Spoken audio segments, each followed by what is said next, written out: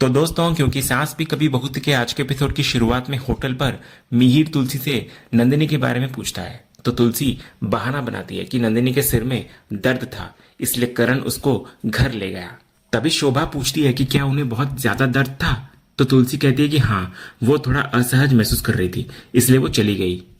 इसके बाद शोभा मौके का फायदा उठाकर तुलसी से शादी के बारे में जवाब देने के लिए कहती है। वो कहती है कि 10:30 तो बज चुके हैं, तो अब वो अपना फैसला बता ही सकती है। गौतम भी इधर कहता है कि माँ, आपको सिर्फ हाँ या ना में जवाब देना है, तो कृपया बता दीजिए। दूसरी तरफ होटल के रिसेप्शन पर करण गाड़ी का इंतजार कर रहा होता है। तभी मैनेजर उसको बताता है कि गाड़ी आने में 5 मिनट लगेंगे, क्योंकि किसी और ने पार्किंग में गलत जगह गाड़ी लगा दी थी। तो करण कहता है कि उसके पास इतना टाइम नहीं है और वो खुद ही जाकर गाड़ी ले आएगा। वो नंदिनी से कहता है कि वो वहीं रुके और जब वो फोन करेगा तभी बाहर आए। उधर तुलसी मन ही मन प्रार्थना कर रही होती है कि करण और नंदिनी होटल से सुरक्षित निकल गए हों। वो इतनी बेचैन हो जाती है कि वो गायत्री से अजवाइन का पानी लाने का बहाना बनाकर वहां से उठकर चली जाती है। फिर तुलसी के जाने के बाद ऋतिक मिहिर से पूछता है कि कहीं माँ अपने फैसले से पलट तो नहीं जाएंगी। तो मिहिर कहने लगता है कि वो पलटकर कहाँ जाएंगी, पूरी दुनिया घूमकर उसे यहीं वापस आना है। तो ऋतिक भी इस बात से सहमत होता है कि पापा और माँ हमेशा एक ही रहेंगे। ये सुनकर मुन्नी कहती है कि आज वे बिना जवाब लिए माँ को नहीं छोड़ने वाले। उधर होटल के रिसेप्शन एरिया में नियति और रियांश भी लॉबी में आ जाते हैं। तभी नियति को एक जरूरी फोन आता है, तो वो बात करने में बिजी हो जाती है। इसी बीच रियांश रिसेप्शन काउंटर पर जाता है और मैनेजर से बिल में लगाए गए सर्विस चार्ज को लेकर बहस करता है। तो मैनेजर अपनी गलती मानता है और उसे एक नया बिल देने का वादा करता है। ठीक उसी समय पास में बैठी नंदिनी को करण का फोन आता है। वो फोन पर कहती है कि हाँ, वो अभी आ रही है। इतना बोलकर जैसे ही वो बाहर की ओर जाने के लिए मुड़ती है, उसकी टक्कर सीधे रियांश से हो जाती है। जैसे ही नंदिनी की नजरें रियांश के चेहरे पर पड़ती है, समय उसके लिए जैसे थम सा जाता है। उसके सामने अंश का वो खौफनाक चेहरा एक फिल्म की रील की तरह घूम जाता है। उसके दिमाग में अंश द्वारा किए गए अत्याचार, उसकी बुरी नजरें और उसकी कही गई बातें चुभने लगती है। वो एक टक बिना पलक झपकाए बस उसको घूरती रह जाती है और पूरी तरह से सुन्न पड़ जाती है। इधर रियांश, जो इस बात से पूरी तरह अनजान होता है, उसे इस तरह घूरता हुआ देखकर पूछता है, मैडम आप ठीक तो है ना? लेकिन नंदिनी की तरफ से कोई प्रतिक्रिया नहीं आती। वो बस डर और घबराहट से उसको देखे जा रही होती है। तभी अचानक ये सदमा नंदिनी के लिए बर्दाश्त से बाहर हो जाता है और वो बेहोश होकर गिरने लगती है। तो रियांश फुर्ती से उसको संभालता है और मैनेजर को पानी लाने के लिए कहता है। इसके बाद वो पानी के छींटे मारकर उसको होश में लाने की कोशिश करता है। फिर जब नंदिनी को होश आता है तो वो एक बार फिर अपने सामने रियांश को खड़ा पाती है और इस बार उसका डर और भी बढ़ जाता है। वो घबराहट में बिना कुछ सोचे समझे वहां से उठकर भाग निकलती है। तभी रियांश उसकी इस अजीब हरकत को देखकर हैरान हो जाता है और कहता है कि क्या औरत है ये। तभी नियति अपना फोन कॉल खत्म करके उसके पास आती है और पूछती है कि इतनी देर क्यों लग रही है। तो रियांश बात को टालते हुए कहता है कि बहुत अजीब महिला थी वो, और फिर पेमेंट करके वहां से दोनों निकल जाते हैं। उधर होटल के बाहर करण अपनी गाड़ी के बाहर खड़ा होकर नंदिनी का इंतजार कर रहा होता है और उसको लगातार फोन लगा रहा होता है।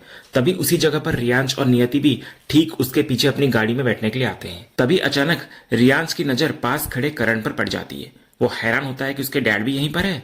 वो मन में सोचता है कि डैड ने तो बताया नहीं था, लेकिन फिर उसको रियलाइज होता है कि उसके डैड को भी तो नहीं पता था कि वे लोग यहाँ आने वाले हैं, वरना वे जरूर बताते। इसके बाद वो फैसला करता है कि वो अपनी मॉम को इस बारे में नहीं बताएगा, क्योंकि वो बेवजह स्ट्रेस लेगी। ये सोचकर रियांश और नियति अपनी गाड़ी में बैठकर वहां से निकल जाते हैं। उधर होटल के अंदर तुलसी अब तक गई होती है लेकिन वापस नहीं आती। तो ऋतिक मिहिर को कहता है कि वो अभी देखकर आता है कि तुलसी कहाँ है। इसके तुरंत बाद मिहिर को आकर ऋतिक कहता है कि माँ कहीं मिल नहीं रही है, उसने हर जगह देख लिया। मिहिर भी यह सुनकर हैरान होता है कि वो ऐसे कैसे गायब हो सकती है। तभी समायरा बाथरूम से लौटती है तो मुन्नी उसको पूछती है कि क्या उसने माँ को वहां देखा, लेकिन समायरा मना कर देती है कि बाथरूम में वहां कोई नहीं था। शोभा भी कहती है कि यह बहुत अजीब है। वहीं दूसरी तरफ नंदिनी बदहवास हालत में करण के पास गाड़ी तक पहुंचती है। तो करण उसको देखकर पूछता है कि क्या वो ठीक है, वो कब से उसे फोन लगा रहा था। तो नंदिनी कांपती हुई आवाज में सिर्फ इतना कह पाती है कि मैंने उसको देखा।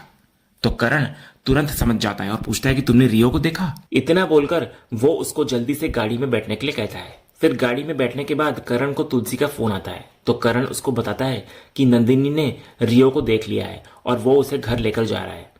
फिर फोन रखने के बाद तुलसी दुखी होकर कहती है कि जो वो नहीं चाहती थी वही हुआ। रियांश और नंदिनी आमने सामने आ गए। अब नंदिनी खुद को कैसे संभालेगी। तभी इतने में शोभा उसके पास आती है और कहती है कि सब लोग कब से उसका वेट कर रहे हैं। अगले सीन में परिवार के सभी सदस्य तुलसी के जवाब का इंतजार कर रहे होते हैं। इधर गायत्री कहती है कि अब तो मीठे के बाद अजवाइन का पानी भी पी लिया, तो अब तो तुलसी को बोल देना चाहिए। इधर गौतम भी अपनी माँ से इस तनाव को खत्म करने की विनती करता है।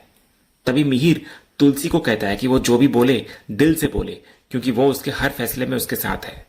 फिर वो मन ही मन सोचता है कि वो जानता है कि तुलसी हाँ ही बोलेगी, अगर उसके लिए नहीं तो कम से कम बच्चों का दिल रखने के लिए। इधर मिहिर एक बहुत ही सहायक और प्यार करने वाले साथी की भूमिका में होता है। वो तुलसी पर कोई दबाव नहीं डालना चाहता, लेकिन उसके मन में एक उम्मीद है कि तुलसी हाँ कहेगी। इसके बाद तुलसी के खामोश रहने पर परिवार के सभी सदस्य खासकर ऋतिक बार बार उससे हाँ या ना में जवाब देने के लिए कहते हैं, लेकिन तुलसी का मन पूरी तरह से नंदिनी की चिंता में डूबा होता है कि उस पर इस वक्त क्या बीत रही होगी। तभी इस लगातार के दबाव से तुलसी का सब्र टूट जाता है। वो चिढ़कर जोर से चिल्लाती है कि बस करो, नहीं करनी शादी, सुन लिया ना सबने, तो अब हो गया फैसला।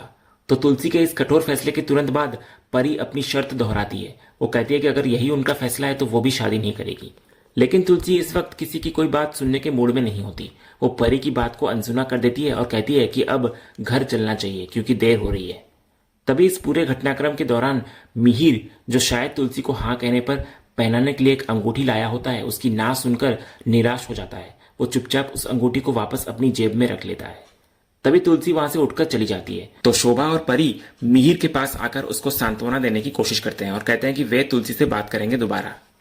अगले सीन में हम नंदिनी को देखते हैं, जो कि अपने बिस्तर पर अकेली कमरे में बैठी होती है और गहरे सदमे में होती है। उसके दिमाग में बार बार रियांश का चेहरा घूम रहा होता है, जो उसको अंश की याद दिला रहा होता है। वो डर के मारे कांपने लगती है। तभी करण कमरे में आता है। वो उसके लिए कैमोमाइल टी लेकर आता है और कहता है कि इसे पीने से उसको अच्छा लगेगा।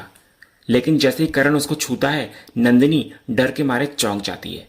तो करण उसको बहुत ही प्यार और नरमी से शांत करने की कोशिश करता है। वो कहता है, नंदिनी मैं हूं तुम्हारा करण, रिलैक्स।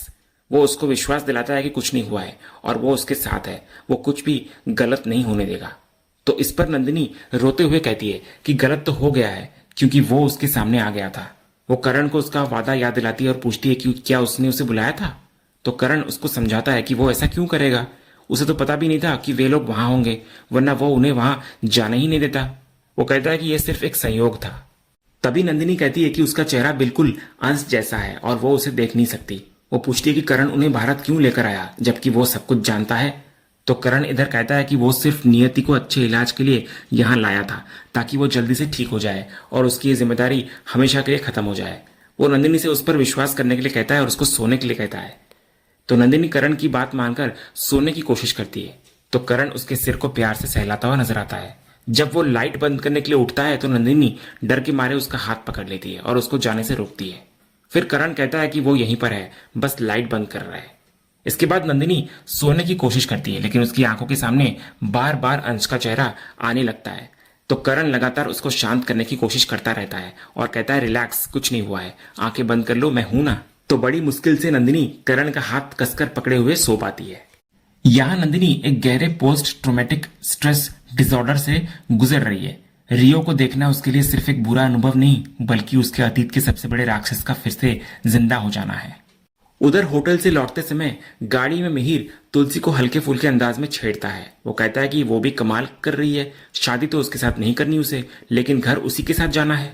वो मजाक में कहता है कि उसे पराई औरतों के साथ घूमना पसंद नहीं है, क्योंकि ये हक सिर्फ उसकी पत्नी का है, जिसके लिए तुलसी ने मना कर दिया है। तो तुलसी उसकी तरफ देखकर पूछती है, तुम्हें हर्ट किया ना मैंने?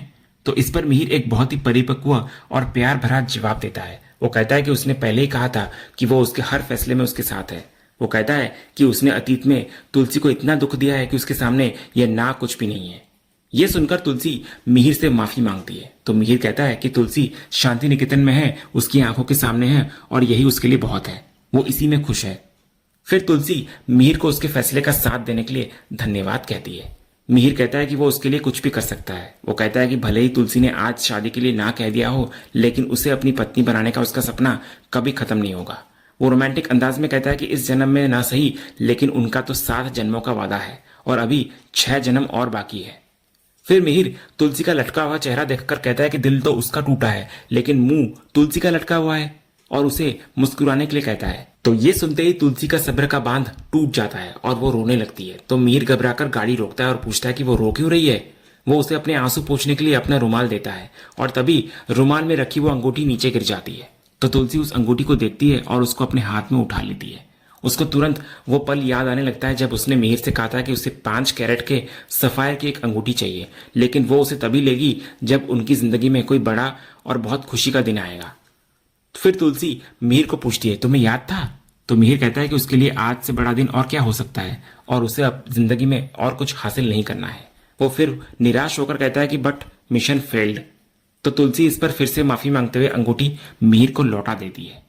इसके बाद मिहिर तुलसी को रोने से मना करता है। तभी तुलसी उसको बताती है कि वो उसे बता नहीं पाई, लेकिन रेस्टोरेंट में रियांश आया था। इसके बाद वो मिहिर को पूरी बात बताती है कि कैसे नंदिनी ने रियांश को देख लिया।